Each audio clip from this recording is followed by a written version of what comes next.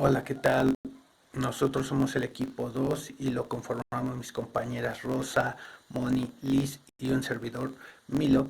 Y esta vez les hablaremos acerca de la psicología comparada y la psicología diferencial. Pero primeramente abordaremos el tema del evolucionismo y cómo este influyó en la psicología. Sin mayor preámbulo, veamos de qué trata.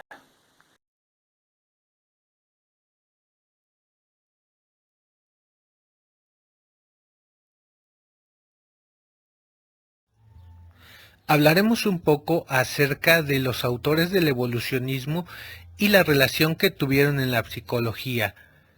Principalmente mencionemos a Hegel, que él mencionaba que la civilización había sido lograda paso a paso. Después vendría el conde Buffon, Erasmus Darwin y Lamarck, que él difundió una teoría de la evolución relacionada con el comportamiento. Esta teoría sería la más aceptada antes de Charles Darwin. Después vendría Carl Baer y Herbert Spencer, que afirmaba que la mente puede ser comprendida como algo en evolución. Finalmente llegaría Charles Darwin. Él no fue psicólogo, pero sus aseveraciones abrieron nuevos caminos en la investigación de la psicología, ya que estudiaba la vida como función adaptativa y no en el contenido de la mente. Y el hecho de que sea fundamental para la supervivencia el tener algo que otro no posee, entre otras aseveraciones más.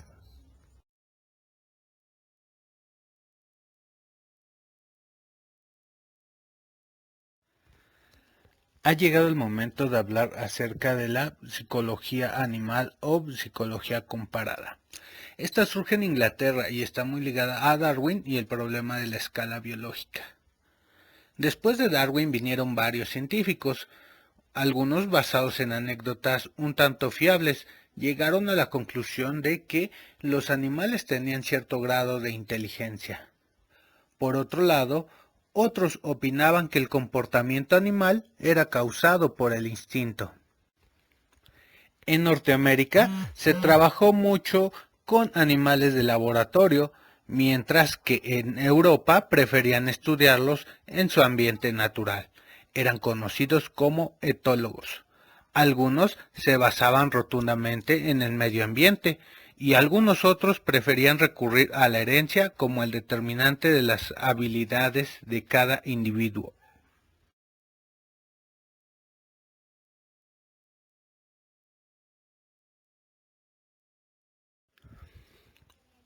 Platiquemos acerca de los anecdotistas. Esta escuela se basa en la teoría de Darwin y llega a afirmar que los animales poseen inteligencia, aunque ésta sea muy limitada. Sus exponentes más destacados son Darwin y Sir John Lubbock. Este último dedicó parte de su vida al estudio de abejas, hormigas y avispas y a observar su vida social, por lo que atribuyó cierto grado de inteligencia. Por otro lado, George John Romanes en 1882 crea la obra Animal Intelligence y usa por primera vez el término de psicología comparada. Warden, por su parte, crea los 5 criterios para suponer cierto grado de inteligencia en los animales.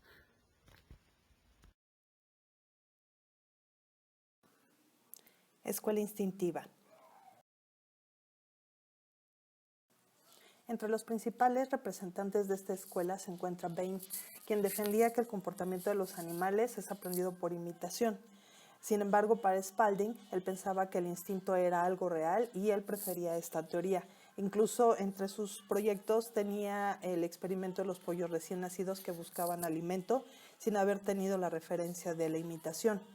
Así también observó que los animales, al estar cerca de otros animales más grandes, tendían a imitarlos y esto le llamó fenómeno de seguimiento.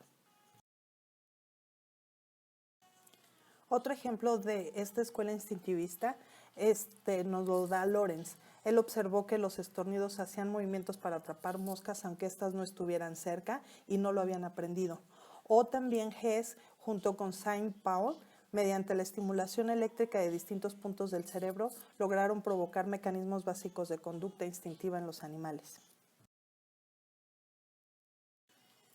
escuela experimentalista.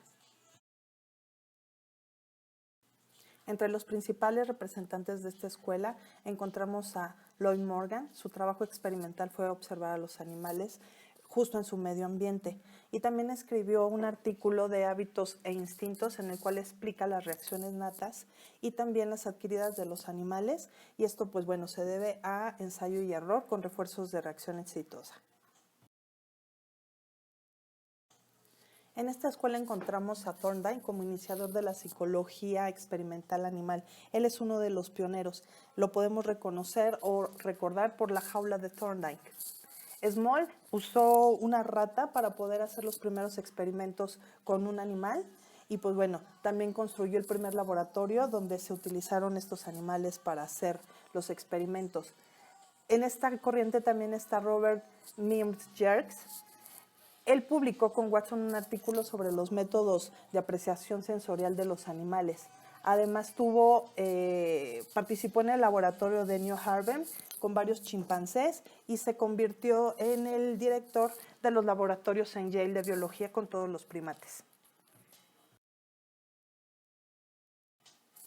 Biederman hizo experimentos con diferentes animales en los cuales se pudo dar cuenta que reaccionaban a diferentes estímulos. Incluso animales como las cucarachas y los peces elegían estímulos al azar.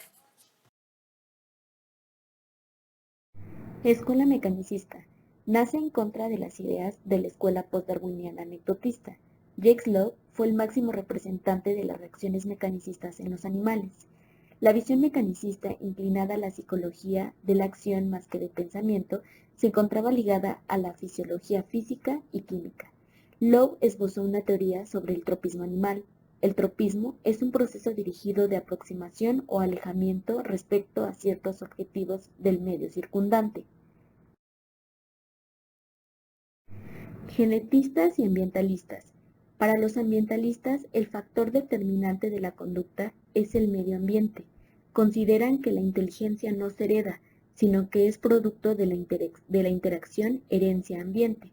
Los genetistas se centran en las bases biológicas de la variación entre los miembros de una especie, pues quieren averiguar cómo la combinación de genes que heredamos nos hacen distintos unos de otros. Etólogos.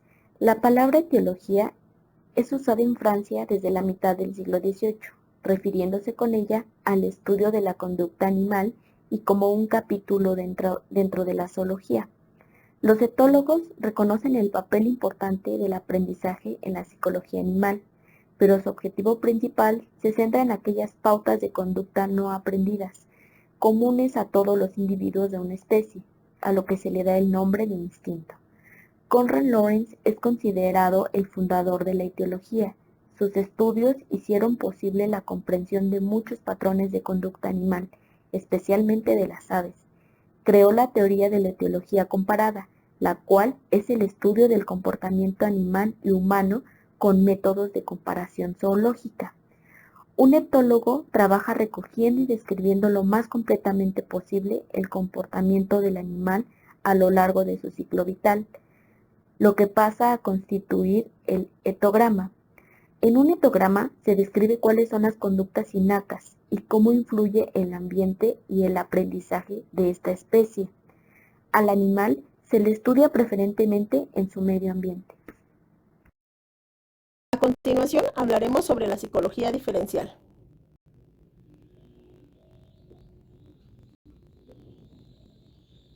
Las ideas evolucionistas impulsaron el estudio de las diferencias individuales, al considerar que dichas diferencias dotaban de mejores condiciones de supervivencia al sujeto que las posee. De ahí el interés de la psicología diferencial por saber cuáles de esas diferencias son favorables y cuáles no, qué influencia tienen y si existen mecanismos que las transmiten. Los antecedentes de la psicología diferencial se remontan a los filósofos griegos y a algunos asociacionistas. Entre el más destacado podemos mencionar a Juan Huarte, quien es considerado el padre de la psicología diferencial.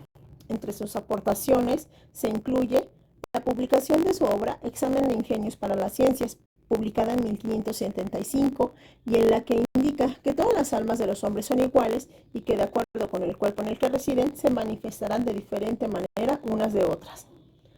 La primera referencia en cuanto a la medida de las diferencias individuales se realiza en el área de la astronomía, con la ecuación personal del error, que habla de la diferencia y modificación de los momentos que registran dos observadores sobre el mismo hecho.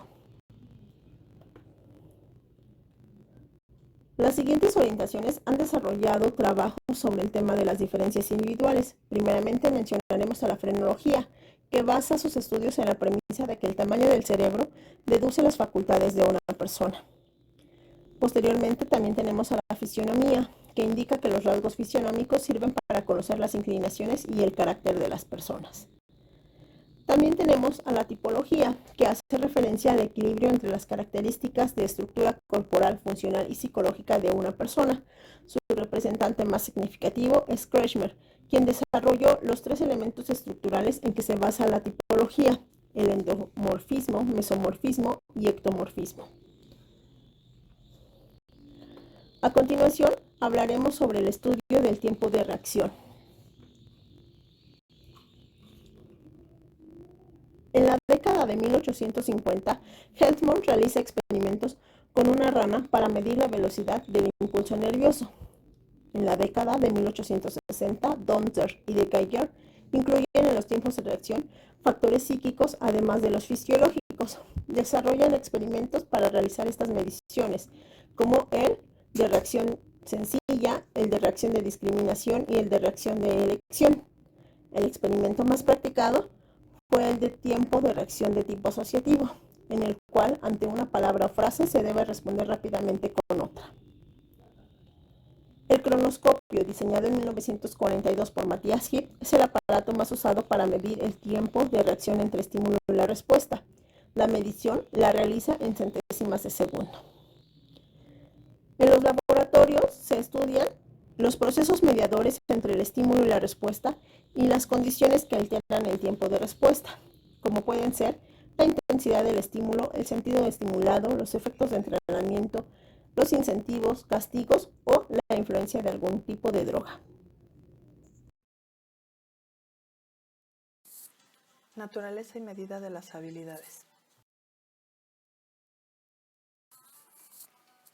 Galton creía en la eugenesia y también creía en las características psíquicas y fisiológicas que son heredadas. Si una persona era de gran intelecto, seguramente venía de una familia de gran intelecto.